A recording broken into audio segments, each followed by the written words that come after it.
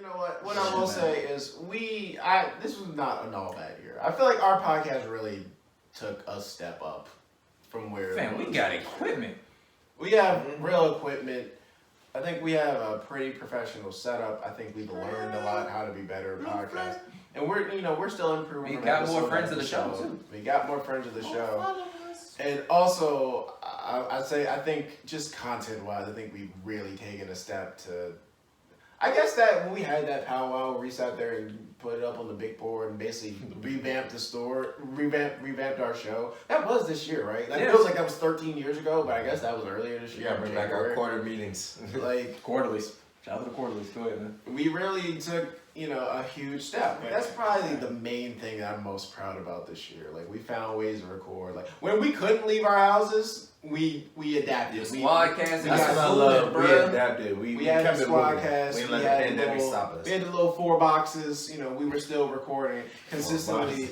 We had the screen. Bro, I ain't gonna lie. One of the things that actually was like one of the happiest things for me this year in terms of like, we actually took time to talk to each other. Like, even like we was doing like the Squadcast thing. We do Squadcast, film these podcasts. We be still talking for like 2 hours after that. It was like good times. Like we actually just sat there and like talked to each other and like we were. It was fun for me. Like it was like you were actually like talking to the people that you know. You were actually like not forced to, but you were actually like interacting with people. It was. This year sucked, but there were good. There were good things that came out of it. Not good things came out of it, but there were things that there were good things that came out of it. So I think one thing we can do, we didn't have a toast segment per se for this episode, but I say, we've given tons of toast to, as always, to like the people in the front lines working the pandemic and the people in the streets and activism. But I think, and you guys can say no, I think we should toast ourselves just for what we've done with the podcast and just adapting to the pandemic and just getting through life and, keeping on. I think we earned a toast.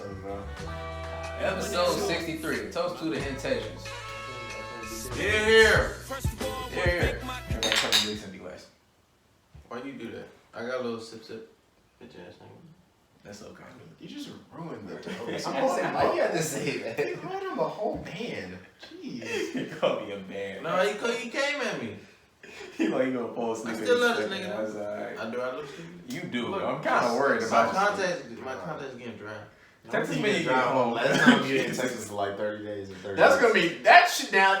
Damn it, we should have led with that. That'd be a hell of a story. Well, we thought Malik ain't make it home after one episode.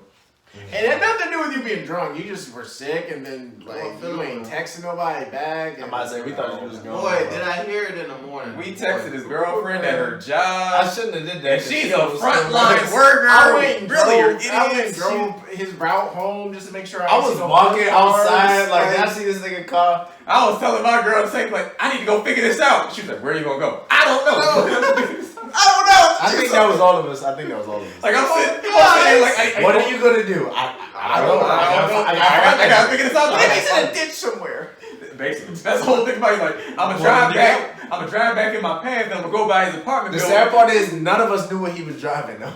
That's the crazy part. We out here looking, but for what? For what? We're looking at a white man. Like Malik. No, my name Daryl. Nigga, get the fuck away from my car. Oh, okay, alright, well. Have a good night, nigga. Look at every possible. No, I'm not Malik.